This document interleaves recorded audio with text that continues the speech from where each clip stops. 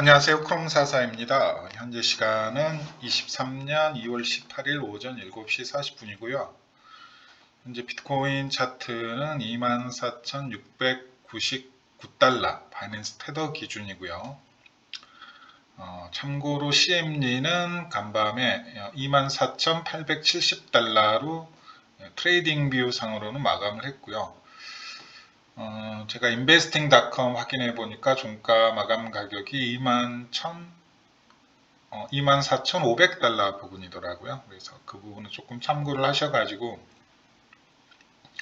주말에 조금 과도하게 반등을 한다 싶으시면 좀 단기적으로 들어간 알트들은 월요일 시초가 시작하기 전에 조금 정리를 하시는 게 좋을 것 같죠. 네.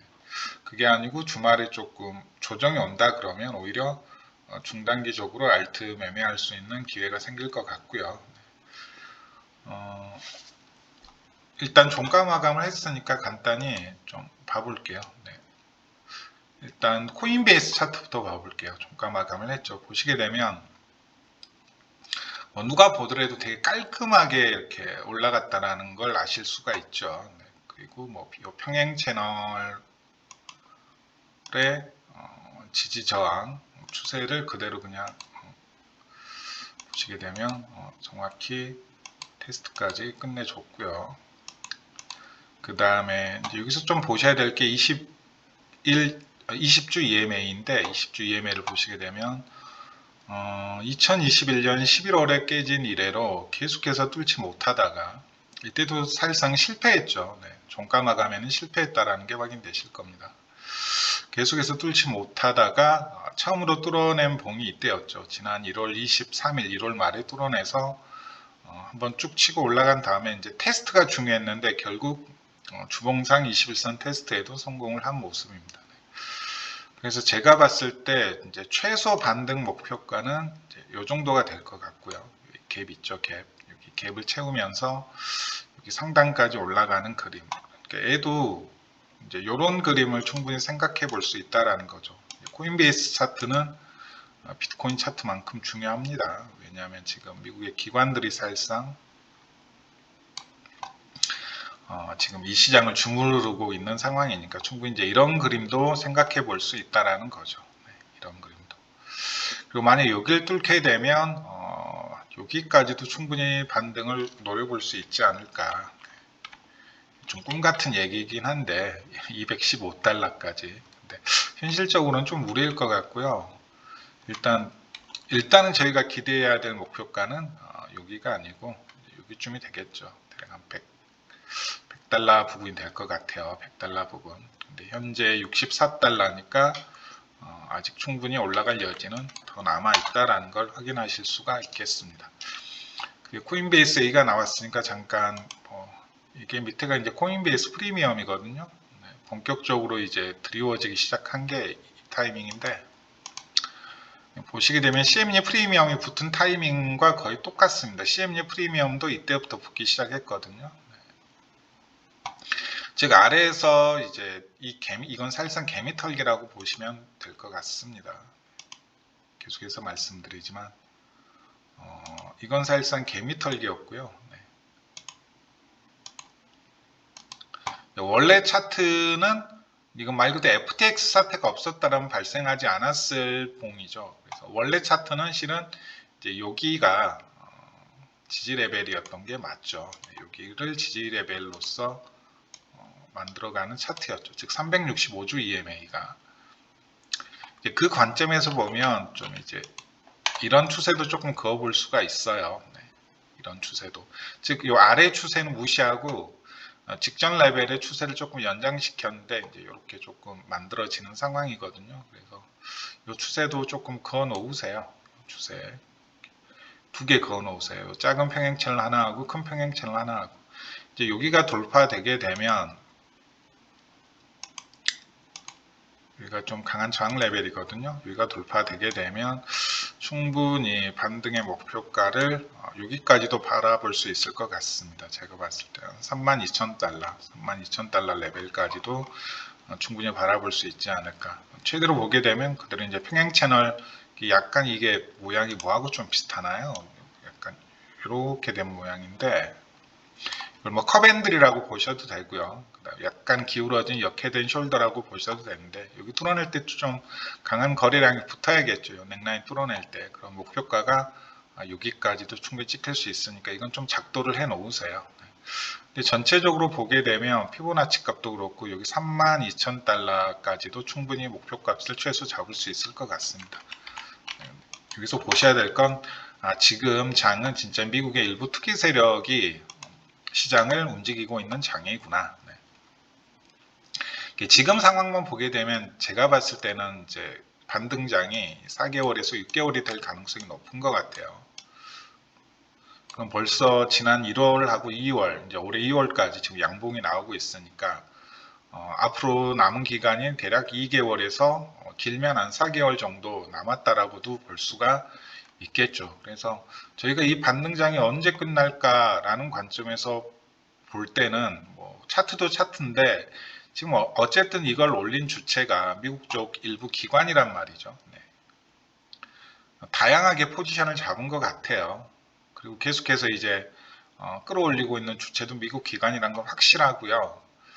뭐 여기 올렸을 때 뭐 대략 시장가로 긁어낸 금액이 5빌리언이었으니까 저는 최소 R에서 10빌리언 이상의 물량을 잡았을 걸로 추정이 됩니다. 물론 이제 현물로만 잡지는 않았겠죠. 거기에 현물, 뭐 CME 포지션도 들어갔을 거고, 옵션 포지션도 들어갔을 거고, 당연히 뭐 분기물, 그 다음에 무기한물까지 다 들어갔겠죠. 네. 그걸 만약에 청산하는 움직임이 보인다 그러면 뭐 다양한 신호들이, 지표들이 얘네들이 지금 본격적으로 시장을 떠나고 있구나라는 형태로 나타나겠죠. 뭐 CME 프리미엄도 그럴 거고, 그 다음에 밑에 보시는 뭐 코인베이스 프리미엄도 그럴 거고요. 네. 이제 코인베이스 프리미엄이 거의 뭐 좀 약간 무식하다 할 수준으로 좀 많이 끼어져 있는 상황이죠. 그래서 그런 데이터를 조금 잘 보시는 게 좋을 것 같습니다. 차트도 차트인데 오히려 지금은 과연 얘네들이 어디에서 물량을 정리할 건가, 네. 어디에서 과연 물량을 정리할 건가. 결국 선물 시장이 과열되면 저는 물량을 정리할 거라고 보고 있거든요. 말씀드렸죠. 얘네들이 최소 여기에서 10조의 물량을 잡았다라고 치면 얘네들은 펀딩피가 0.1 이상으로 올라오는 순간 하루 동안 그냥 펀딩피로만 몇백억을 쓰게 됩니다. 그럼 계속해서 포지션을 유지할 이유가 하나도 없다라는 거죠. 네. 근데 펀딩피가 과열되기 전까지는 계속해서 올릴 겁니다. 네. 계속해서 가격을 올리는데 드는 비용이 그 포지션을 유지하는 데 드는 비용보다 훨씬 더 적을 거니까요. 근데 가격을 올리는 데 드는 비용과 포지션을 유지하는 데 드는 비용을 비교해 봤을 때 그게 이제 기회비용 측면에서 맞지 않고 이쯤에서는 차라리 포지션을 정리하는 게 더 낫다라는 상황이 되게 되면 과감하게 걔네들은 물량을 다 투하할 겁니다. 그래서 차트도 차트인데 지금 상황에서 가장 주의 깊게 보셔야 될 건 어쨌든 선물 시장이 과연 어느 순간에 과열이 될 건가. 그리고 그 선물 시장이 과열되는 가장 척도는 누가 뭐래도 펀딩피다. 물론 이제 뭐 오픈 인터레스트나 아니면 뭐 레버리지 레이티오 뭐 그런 지표도 봐야겠지만 일단 가장 직접적으로 세력 입장에서는 이제 펀딩피 부분이 될 것이다. 무기한물도 꽤나 잡았을 거니까요. 그리고 이제 만약에 이제 CME에서 포지션을 많이 들어갔다라고 하면 역시 분기로 생각해 봤을 때 4월쯤이 이제 그 저희가 생각할 수 있는 이번 반등장의 마지막 한계가 될 수도 있는 거죠. 만약 얘네들이 분기로 들어갔으면 생각해 보면 이제 1월부터 상승장이 시작이 됐거든요. 실은 1월부터 한 분기를 보통 끌고 갈 가능성이 높습니다. 세력들 입장에서 딱 한 분기 끌고 가거든요. 그러면 대략 4월까지, 즉 3월 말에는 포지션을 정리할 가능성도 농후하다라는 거죠. 만약 이걸 더 끌고 가게 되면 뭐 7월까지도 끌고 갈 수 있겠죠. 실제 2019년 장을 보시게 되면 그때도 이제 1월부터 만약 얘네들이 매직 구간을 거쳐 가지고 4월에 만우절빔 터트리고 결국에 언제까지 포지션을 끌고 갔냐면 7월까지 끌고 갔거든요. 그리고 7월 말에 고점을 찍고 8월부터는 이제 본격적인 하락을 시작을 했어요. 이것만 보시더라도 과연 얘네들이 미국 기관이라면 이런 약간 분기 단위로 포지션을 끊어가는 특성이 분명히 있다. 라는 부분까지도 조금 감안을 하시라는 거. 그러면 대략 만약에 이번이 단순 반등장으로 그친다면 어떠한 형태로 마무리가 될지는 충분히 예상 가능한 부분이 있습니다. 네. 과거 2019년 사이클이 대표적으로 미국의 기관들이 조금 움직였던 장이라고 보시면 되거든요. 네. 특히 CME 위주로 해가지고 좀 반등장이 크게 나왔던 부분인데 그때도 이제 4월부터 정확히 7월까지였습니다. 2분기였죠. 근데 이번 반등장은 1분기에 시작이 됐으니까 제가 계속 말씀드렸잖아요. 반등장이 짧으면 4개월에서 6개월, 길면 이제 2년짜리. 2년짜리도 우리가 배제할 수 없는 게 뭐냐면 계속해서 말씀드리지만 어쨌든 2016년, 17년 사이클도 분명히 있었다 이거죠. 그때는 그냥 중간에 털어내는 거 없이 그냥 이렇게 2년 동안 올라갔던 장이거든요. 근데 이렇게 되기 위해서는 제가 뭐가 필요하다 그랬죠? 트리거가 필요하다 그랬죠. 지금은 이제 선물 위주로 차트가 선물 시장 위주로 일부 투기 세력에 의해서 올라가는 게 맞아요. 미국의 투기 세력에 의해서. 근데 이걸 현물 시장으로 바꿔줄 수 있는 현물 위주의 장으로 바꿔줄 수 있는 트리거가 중간에 나와야 된다 그랬죠. 이걸 이렇게 바꿔줄 수 있는.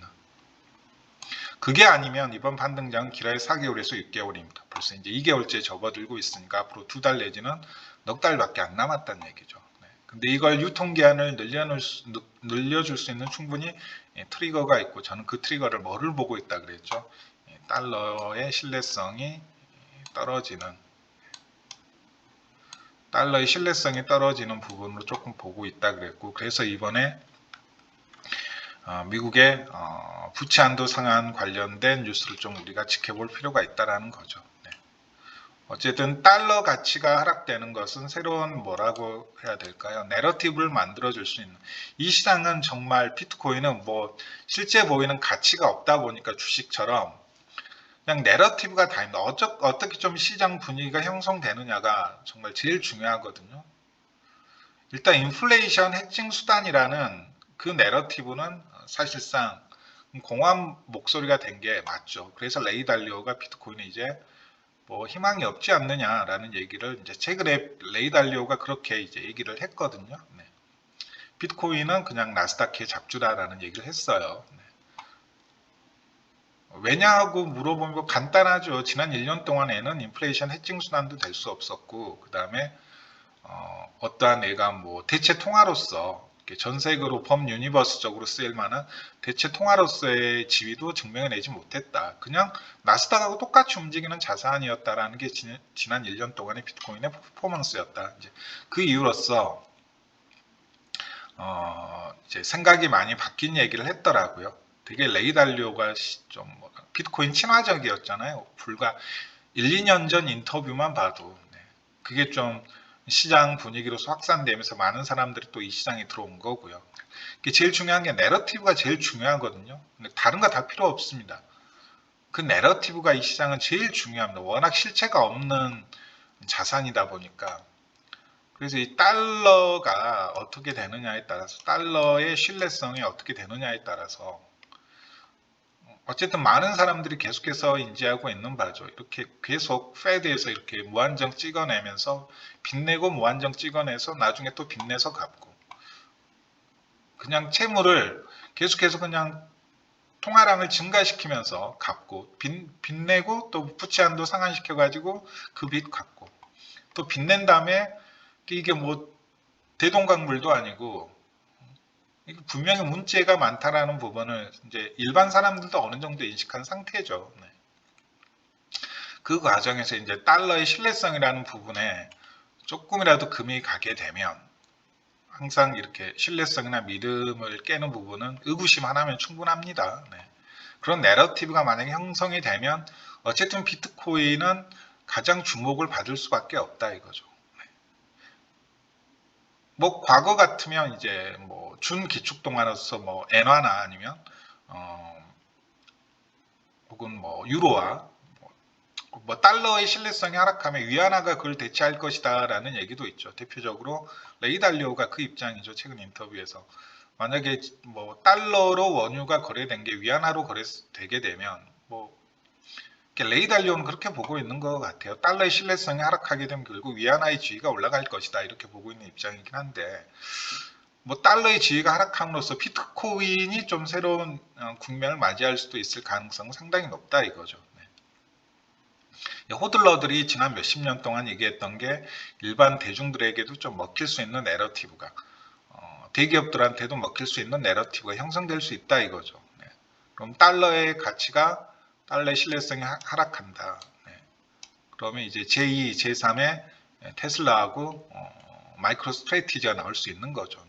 사내 유보금을 계속해서 달러로 가지고 있는 건 지난 1년 동안은 되게 큰 성공적인 전략이었죠. 킹달러 시대였으니까 사내 유보금을 다른 데 투자할 게 아니라 그대로 그냥 달러로 가지고 있는 게 최고의 투자였죠. 모든 자산이 다 떨어지는 과정에서. 근데 앞으로도 그럴 거냐 이거죠. 결국 그럼 이 현금으로 가지고 있는 사내 유보금을 뭘로써 돌릴 수 있다는 거죠. 비트코인 구매로써 돌릴 수 있다는 거죠. 그게 실은 돈 남은 누나의 주장이죠. 앞으로 제2, 제3의 테슬라, 제2, 제3의 마이크로 스트래티지가 나올 것이다. 그러려면 그냥 트리거가 만들어져야겠죠. 뭔가 그렇게 해야만 할 근거하고 이유가 있어야 된단 말이죠. 결국 이제 달러의 신뢰성이 조금이라도 금이 가게 되면 비트코인이 수혜를 볼 가능성이 높다 이거죠. 좀 과거와 같은 다른 양상을 기대해 봐야죠. 달러가 약해지면서 다른 중기축통화의 가치가 올라가는 그런 시대가 분명 있었는데 달러가 약해지면서 이제 준기축통화, 뭐 엔화나 유로화나 위안화가 아니라 비트코인이 상대적으로 이렇게 각광을 받을 수 있는, 실은 뭐 엔화도 그렇고 위안화도 그렇고 전부 다 중앙정부에서 발행하는 그냥 무한정 찍어내는 지폐인 건 뭐하고 똑같으니까요. 달러하고 똑같을 뿐이죠. 근데 과거에는 달러의 지위가 하락하게 되면 그걸 대체할 수 있는 또 다른 대안화폐가 없었죠. 그래서 뭐 위안화를 찾는 거고 유로화를 찾는 거고 엔화를 찾는 거였는데, 뭐 파운드화를 찾는 거였는데, 지금은 이제 상황이 바뀌어가지고 사실상 뭐 전 세계 기축통화하고 진짜 미미한 수준이긴 한데 비트코인하고 약간의 그런 관계가 형성이 됐다 이거죠. 미국의 기관들이 이제 맘만 먹으면 그런 내러티브는 충분히 만들어낼 수 있습니다. 언론사 몇 개 가지고 그런 내러티브는 충분히 만들어낼 수 있죠. 가격 올리면서 그런 이유를 붙여대는 거죠. 그럼 이제 새로운 시장에 뭐 자본들이 유입되는 거고 제2, 제3의 테슬라가 나오는 거죠. 그게 필요하다 이거죠. 그게 아니라면 방금 제가 말씀드렸던 어떠한 이런 큰 내러티브가 형성되지 않는다면 이번 반등장은 지난 2019년 사이클처럼 길어야 4개월에서 6개월일 가능성이 높습니다. 우리는 여기에 조금 더 초점을 그리고 이제 이게 2년짜리 상승장이 되기 위해서는 2015년, 16년처럼 즉 이게 아니라 이렇게 올라가는 장이 되기 위해서는 중간중간 그런 게 터져야 된다 이거죠. 여기에서 뭐 달러의 신뢰성에 좀 금이 간다거나, 즉 지금 미국 의회하고 재정부하고 행정부하고 대판 붙었잖아. 이 싸움이 좀 길어져야 된다 이거죠. 한 6월까지. 그리고 나서 이제 쭉 올라가고 또 새로운 주입 연료, 상승 연료가 필요할 때 비트코인 현물 ETF가 뭐 통과되고 마지막 산화를 하는 거죠. 올라가고. 그래서 제가 이제 비트코인 ETF가 통과 가능성이 가장 높은 게 내년 하반기 또는 내년 3분기 아니면 4분기가 되면 딱 좋을 것 같다. 즉 바이든이 임기 말에 선물 하나 주고 가는 거죠. 바이든이 임기 말에 선물 하나 주고 가는 겁니다. 암호화폐 진영으로부터 받은 정치자금도 많을 건데, 지난 역사를 보면 항상 그 정부 말기에 행정부 임기 말기에 좀 노후 보장 차원에서 좀 친시장적인 정책을 많이 내놓고 퇴임을 하는 경우가 많죠. 뭐 인사이트 잡 보신 분은 아실 거예요. 미국 대통령, 미국 행정부하고 그다음 미국의 투기 세력들하고 뭐 얼마나 미국의 자본 세력들하고 얼마나 커넥션이 있는지는 뭐 인사이트 잡이라는 뭐 그 영화만 봐도 알 수가 있죠. 어쨌든 제가 봤을 때 현물 ETF가 통과될 수 있는 가장 적기는 내년 하반기다. 즉 3분기 내지는 4분기가 될 가능성이 높다. 그게 마지막 상승 연료를 주입하면서 상승장이 그러니까 딱 2024년 또는 2025년 1분기 정도까지 마치고 이제 한 2년 동안은 매매를 또 쉬어야겠죠. 저희 선물 매매를 하지 않는 이상. 그런 시나리오를 충분히 예상해 볼 수 있다는 거죠. 근데 이건 말 그대로 행복회로 풀로 돌렸을 때 얘기고요. 지금 당장 봤을 때는 그냥 간단합니다. 미국의 일부 투기 세력이 이 시장을 끌어올렸다라는 건 자명하다. 그럼 시장 상황이 그 투기 세력의 이득과 떨어지지 않을 순간이 오게 되면 차트는 꼬라박을 것이다. 그 기한은 4개월에서 6개월, 그리고 벌써 2개월이 지났다라는 부분. 근데 그 과정에서 뭔가 트리거가 있어야 된다라는 부분. 그래서 미국의 그 채무부채, 부채 한도, 채무 한도 상황과 관련된 이슈는 좀 지켜볼 필요가 있다. 지금 상황에서 달러의 어떤 신뢰성의 금을 낼 만한, 달러의 신뢰성을 훼손할 만한 트리거는 뭐 그거 말고 다른 데서 찾아볼 수가 없습니다. 갑자기 뭐 오페크에서 레이달리오 말처럼 이제 위안화로서 원유를 거래할 거야 뭐 이렇게 말하지 않는 이상은. 그리고 뭐 지금 도미넌스 차트를 보시게 되면 스테이블 코인 도미넌스인데 BUSD가 엄청나게 지금 떨어졌어요. 1.31%입니다. 제가 직전 영상에서 봤을 때만 해도 1.7%였는데, 그리고 좀 주목해야 될 게 이제 USDT의 도미넌스 부분인데 벌써 한 뭐 6.5%까지 올라간 상황이니까 지금 BUSD가 좀 안 좋은 뉴스들이 나오면서 가장 큰 수혜를 본 스테이블 코인은 USDC가 아니고 재밌게도 USDT, 테더가 되겠네요. 네, 테더가 되겠네요. 뭐 잠깐 이거 보게 되면 또 시간이 너무 많이 걸리니까 뭐 이거 보시게 되면 설정에서 하나씩 지우게 되면 USDT 도미넌스 흐름, USDC, BUSD 도미넌스 흐름을 다 보실 수 있습니다. BUSD가 한때는 거의 3% 가까이 올라갔었어요. 3% 가까이. 2.78%, 2.9%까지 막 올라가고 그랬는데 BUSD는 점점 점유율이 떨어지고 있다라는 거. 그래서 이제 저희가 특히나 봐야 될 게 USDT 도미넌스가 되겠고, 뭐 테더 도미넌스 차트 확인하고 계신 분이 있을지 모르겠는데 좀 중요한 자리에 와 있죠. 중요한 자리에 와 있고, 그 다음에 비트코인 도미넌스를 보시게 되면 이제 뭐 어쨌든 여기 지지받고 올라가는 부분은 참 다행스러운 부분이긴 한데 저는 아직도 이게 이렇게 움직이면 안 되거든요. 그냥 더 쭉쭉 진짜 알트를 다 죽이고 가야 되는데 어쨌든 여기까지는 제가 뭐 알트코인들 다 데리고 간다라고 말씀을 드렸죠. 이 라인까지는. 과연 여기를 맞고 다시 떨어질 건지, 여기를 뚫을 건지도, 즉 제가 봤을 때 이번이 그냥 반등장에 그친다 그러면 이렇게 될 가능성이 높습니다. 그냥 여기서 맞고 떨어지거나 아니면 여기를 뚫고 올라가는데 비트코인 상승으로 올라가는 게 아니라 도미넌스가 비트코인 하락으로 올라간다라는 거죠. 비트코인이 하락하면서 알트코인은 더 대폭 하락하면서 뚫는 형태. 즉 도미넌스 상승이 흡성대법으로 나오는 게 아니라 전체 토탈 차트가 떨어지면서 나오는 가장 안 좋은 하락의 형태가 나올 수도 있다라는 거죠. 어쨌든 알트코인으로 재미 볼 구간도 얼마 남지 않았다라는 거. 그 부분 조금 말씀을 드릴게요. 이거 딱 6월쯤 되겠네요. 만약에 이 채널 타고 올라간다 그러면 대략 6월쯤 되니까 제가 말씀드렸던 부분들하고 어느 정도 일치하죠. 그래서 분명히 이번 4월에서 6월 사이에 뭔가가 있을 겁니다. 시장에 4월에서 6월 사이에 이렇게 보시면 될 것 같고, 그래도 한 4월까지 충분히 반등장이 이어지지 않을까. 1월부터 시작된 반등장이 한 분기죠. 그러면 그 다음에 이제 주봉 마감했으니까 잡다한 차트들도 조금 볼게요. 코인베이스 차트인데 뭐 너무나 차트가 깔끔하고 좋죠.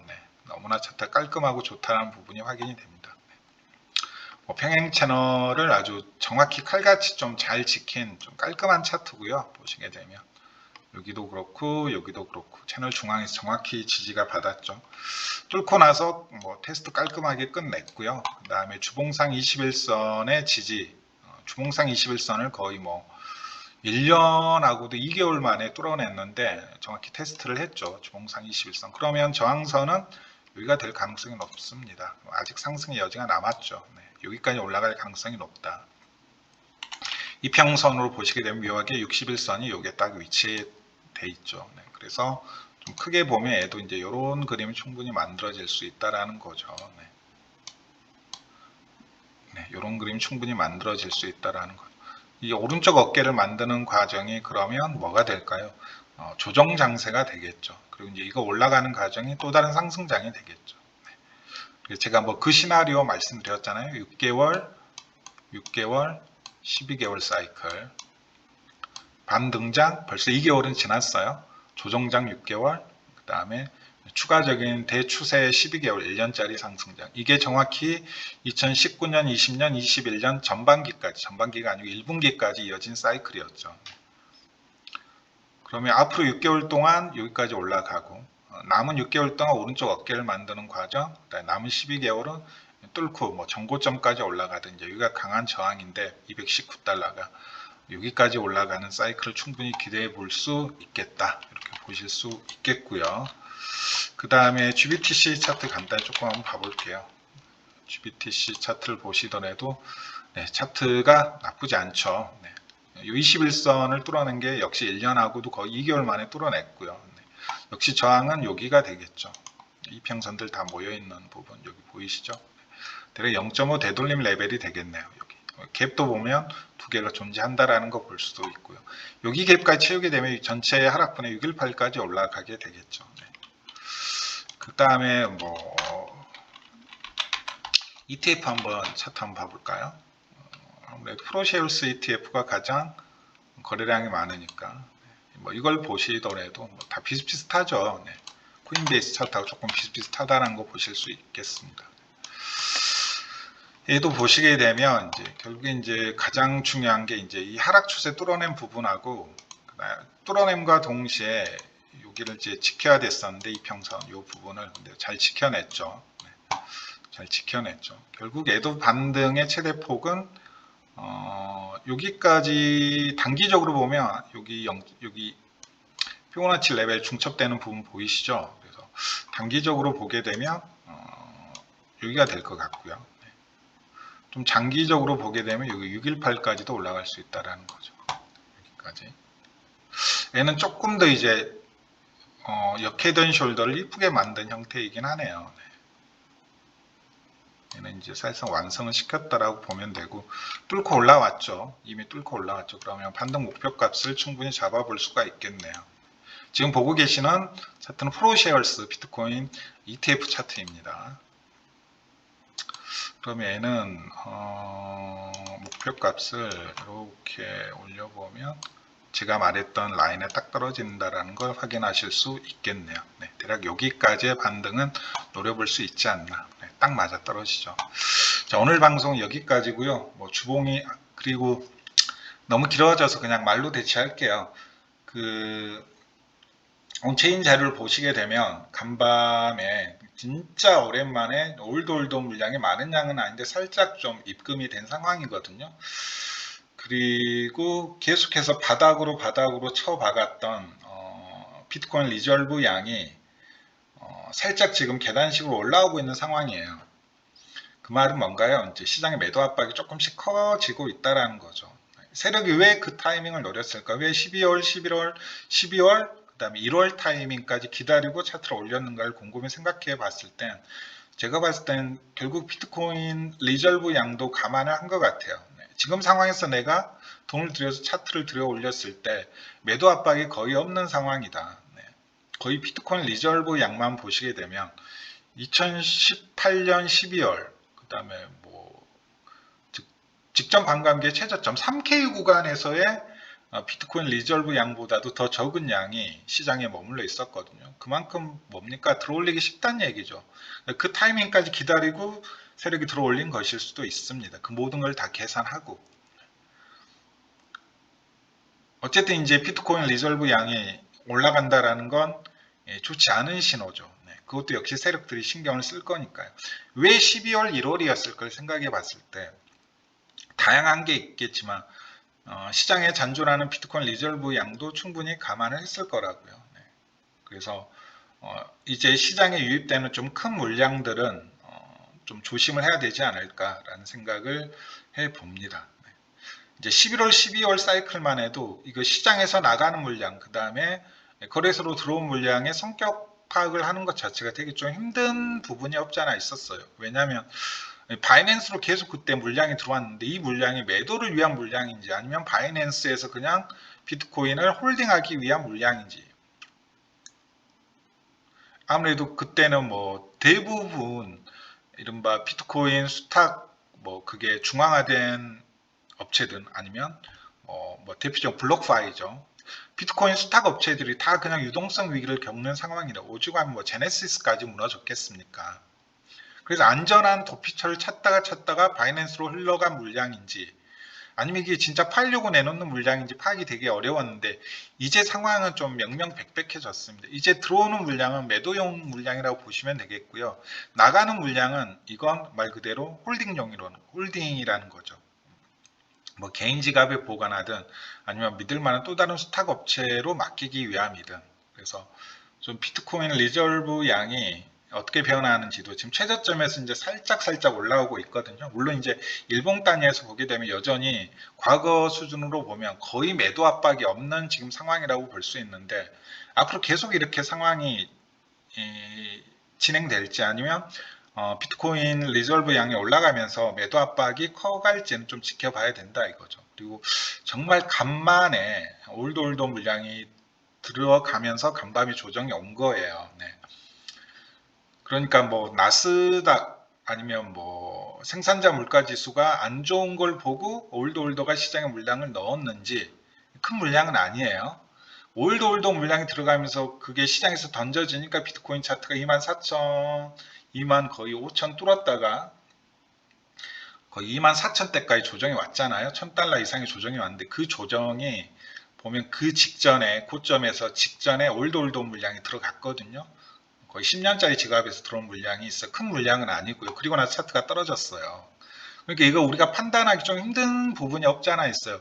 그냥 미국에서 좀 안 좋은 매크로 뉴스가 나오니까 올드가 물량을 집어넣었는지 아니면 올드가 물량을 집어넣고 차트가 어쨌든 하락했으니까 올드 때문에 물량 그 차트가 하락을 했는지, 이게 좀 애매한 부분이 없지 않아 있습니다. 워낙 비트코인 차트가 나스닥을 따라다니고 있으니까 이게 나스닥이 하락하면서 떨어진 건지 아니면 그냥 비트코인 자체에 무빙을 하고 있는데 올드 물량이 살짝 들어오면서 차트가 꼬라박은 건지, 즉 리저브 양이 살짝 들어오면서 매도 압박이 살짝 들어오면서 조정이 온 건지 판단하기 상당히 난감한 구석이 없잖아 있다 이거죠. 그 부분들은 이제 차차 진행되는 과정을 보고 좀 명백해질 것 같습니다. 근데 아직 뭐 전체적으로 MVRV나 아니면 MVT 자료를 보더라도, 그 다음에 뭐 윌리우가 최근에 그 추세 관점에서 만든 그 지표가 하나 있죠. 뭐 그걸 보더라도 아직 조금 단기 고점이라고 생각하기엔 좀 이른 감이 있다. 최소 4개월에서 6개월까지는 올라갈 것이다. 이게 저희 전체적인 장기 관점입니다. 그 이후에는 뭔가 트리거가 있어야 된다 이거죠. 네. 그리고 이거냐, 2019, 20, 21 사이클처럼 이게 되느냐 아니면 이게 되느냐, 여기에서 어떤 선택을 해야 될 거냐, 그냥 존버하다가 이거 조정 맞고 여기에서 추가 매수의 형태로 갈 거냐, 싹 포지션 정리하고 여기서 재매수를 할 거냐, 부분은 상당히 좀 어려운 부분이 없지 않아 있다 이거죠. 네. 과연 2019, 20, 21 1분기까지 사이클이 될 거냐 아니면 2016년, 17년 사이클처럼, 실은 이제 2015년부터 시작됐죠. 15, 16, 17 사이클처럼 그냥 이렇게 쭉 올라갈 거냐, 그리고 마지막에 상승 연료 주입되죠. 이때는 이제 비트코인이 CME에 상장이 됩니다. 네. 그리고 나서 이제 막바지 그냥 올라가면서 이제 비트코인 드디어 2만 달러를 찍은 거거든요. 네, 이때는 이 상승의 그 고비가 왔을 때 비트코인이 CME에 상장된다라는 하나의 내러티브가 형성되면서 올라간 겁니다. 그러면 비트코인 현물 ETF가 언제 그 시나리오도 제가 그래서 그것까지 다 감안한 거죠. 네. 이때 ETF가 통과되면 좋다. 네. 마지막 상승 연료를 주입하는 과정에서 네. 이게 이제 2016년, 17년 사이클이거든요. 근데 이 둘 중에 뭐가 될지는 모르는 겁니다. 네. 모르는 거예요. 이게 될지 이게 될지. 근데 어쨌든 이게 확률이 조금 더 높다라는 거죠.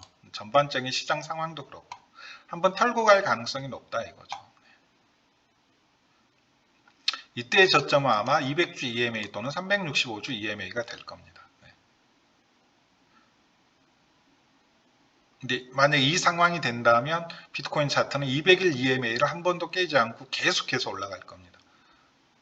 즉 200일 EMA 선 나올 때마다 매수를 해야 되는 거죠. 실제 이번에 200일 EMA에서 추매한 사람이 가장 승자죠. 네. 뭐라고요? 200일 EMA에서 추매한 사람이 즉 여기죠. 여기 제가 말씀드렸죠. 여기에서 추매한 사람이 제일 승자죠. 지금 상황에서 보면 네. 여기 200일 EMA에서 매수한 사람이 승자라고요. 네. 여기서 추매한 사람이 제가 여기서 피트이더는 되게 담기 좋은 자리라고 계속해서 말씀드렸는데 여기에서 물량 담아서 여기서 알트로 수익 본 부분을 피트이더 개수 늘린 부분이 최고의 승자라고요. 여기에서 피트이더 대량 담고 알트코인 차트 좋았잖아요. 알트코인 수익 본 걸 여기에서 다시 피트이더로 대폭 담고 다시 수익의 일부는 또 알트코인으로 뭐 저 같은 경우에도 뭐 제가 뭐 최근에 대놓고 구매했다라고 말씀드린 알트가 뭐 리도하고 뭐 잘 가고 있죠. 네. 잘 가고 있습니다. 저는 3월에 이런 게 나올 수도 있다라고 기대를 하고 있어요. 지금은 사지 마세요. 지금 사는 건 뭐 합리적인 이성적인 판단이 아니라 포모에 끌려가지고 사는 겁니다. 지금 진입하는 건 포모에 사는 거예요. 이걸 기대하고 있는 거죠, 실은. 네. 지난 이더리움 POS 이슈가 있었을 때 이런 모습을 보여줬으니까. 지금 딱 뭐 여기 부분이다라고 생각하고 있는 거죠. 저는 지금 리도가 여기 부분에 와 있다고 생각하는 거죠. 모양 조금 비슷하죠. 뿅망치 캔들도 그렇고. 앞으로 이게 한 달 동안 나올 수 있다라고 보고 지금 사지 마세요. 지금 사는 건 포모에 사는 겁니다. 그 다음에 요거 제가 최고점에 거의 샀다 그랬죠. 근데 저는 이런 차트를 더 좋아한다라고 말씀드렸는데 쭉쭉 올라가고 있죠. 쭉쭉 올라가고 있죠. 뭐 리드하고 같은 관점인데 저는 결국 이런 차트 손댈 수 있는 좀 거래량이 좀 불안한 부분인데 제가 그때도 거래량은 좀 불안하다 그랬잖아요. 올라가는데 거래량이 안 터져가지고 거래량이 터지게 되면 시장이 좀 주목을 받게 되면 오늘 좀 매도 좀 해야겠다. 여기 왔네요. 결국 저는 여기까지 보거나 200달러 정도 되네요. 아니면 이제 여기까지 보고 있는데 패턴 관점에서는 오늘 조금 1차 익절은 해야겠네요. 보니까 여기 채널에 딱 중간선까지 왔으니까 1차 익절을 오늘 해야겠네요. 오늘 지금 당장 뭐 얘네들 이제 A같이 주력 알트인데 실은 나머지는 저는 지금 알트를 1000달러에서 잡코인은 1000달러 사고 그나마 그래도 좀 무거운 코인들은 한 5000달러 정도만 중단기 매매하고 있거든요. 근데 리드하고 이 OKB 코인은 10,000달러 이상 들어간 알트입니다. 근데 나머지는 저는 거의 1000달러에서 5000달러 정도만 하고 있어요. 소소하게 하고 있는 거죠. 그냥 소소하게. 결국 조정했을 때 피트이더 개수 늘리기 위해서 이직거리도 하고 있는 거고요. 그래서 알트코인에 큰 금액 집어넣으실 타이밍은 아닙니다. 제가 봤을 때. 그 타이밍은 제가 뭐 말씀드렸죠. 결국 도미넌스가 하락하는 구간에서 알트코인을 한 3개월 정도, 4개월 정도 존버해서 큰 수익을 내는 거지. 지금은 중단기 매매하는 게 맞아요. 일부 알트 빼고는. 어쩌다 보니까 또 시간이 또 길어졌네요. 주말 잘 마무리 하시고요. 그래서 뭐 토요일, 일요일 되면 비트코인 차트만 보지 마시고 좀 다양하게 이 시장에 지금 충분히 어떠한 기준으로서 잣대로서 작용될 수 있는 차트들을 조금 모니터링 하시는 게 좋지 않을까라는 생각을 합니다. 네. 또 40분짜리 영상이 되어버렸네요. 네. 구독, 좋아요 눌러주시면 더욱더 감사할 것 같고요. 네. 어쨌든 보시면 조금이나마 이 시장을 좀 기준을 잡는 데 있어서 도움이 될 거라는 거. 뭐 제가 말씀드릴 수 있는 부분은 그래도 현물 시장을 이렇게 좀 중기, 단기, 장기 관점에서 분석할 수 있는 사람은 제가 알기로는 없을 겁니다. 뭐 유튜버에도 없을 거고요. 네. 왜냐하면 저는 지난 세월 동안 그렇게 이렇게 매매를 해왔으니까 장기 사이클을 보면서 뭐 알트 비중 늘릴 타이밍과 비트 이더 중심으로 늘 타이밍을 뭐 선물 매매로서 이렇게 살아온 사람이 아니고 현물로서 이렇게 매매를 해왔던 사람 입장이다 보니까 좀 큰 관점에서 도미넌스 관점에서 말씀드릴 수 있는 부분이 있다라는 거죠. 네. 그래서 워낙 원래 저 이상으로 이렇게 분석 잘 하시는 분들 많았어요. 네. 뭐 차트적으로나 시장 전반적으로. 근데 워낙 지금 뭐 선물 매매 아니면 도저히 뭐 사람들의 관심을 끌 수 없는 상황이 돼버렸죠. 네. 아니면 뭐 그냥 뉴스 전달하는 유튜브나 어떤 가격적인 전망 부분은 대부분 그냥 뭐 양키 분석가들이 분석한 거 그대로 퍼오는 뉴스, 네. 뭐 이거밖에 없죠. 뉴스하고 그냥 뭐 이런 유튜버 분들밖에 없더라고요. 근데 이렇게 시장의 전망을 분석하는 게 되게 인기가 없을 수밖에 없는 게 뭐 한 번이라도 틀리게 되면 욕바가지만 뭐 다 그냥 먹는 거죠. 네, 욕바가지만. 안 그러면 그냥 뭐 단기 알트 뭐 찍어주는 뭐 그런 거밖에 없는데, 솔직히 상승장에서는 다 올라가요. 단기로 뭐 무슨 알트가 내일 오를 겁니다, 이런 전망 자체가 의미가 하나도 없어요. 왜냐면 다 오르잖아요. 다 뭐 지금 안 오른 알트가 어디 있습니까? 네, 다 오르지. 그냥 어느 정도 가격에 자리 잡아서 뭐 일주일 기다리면 무조건 펌핑 오잖아요. 그래서 그건 아무 의미가 없습니다. 어떤 알트 올라간다고 했지라고 하는 거, 그건 아무 의미가 없어요. 네. 실은. 그래서 좀 이렇게 휩쓸리지 마시고, 네. 항상 자기 기준이 없는 매매의 끝은 그냥 파멸 뿐입니다. 누구한테 기대는 죽기 살기로 자기 혼자 돈 꼬라가면서 배워야 돼요. 네. 몸으로 부딪혀야 됩니다. 네. 대신 최소한의 지침, 기준 정도는 필요하기 때문에 제가 뭐 그걸 전달해 드리는 거고요. 네. 네, 여기까지입니다. 네, 감사합니다.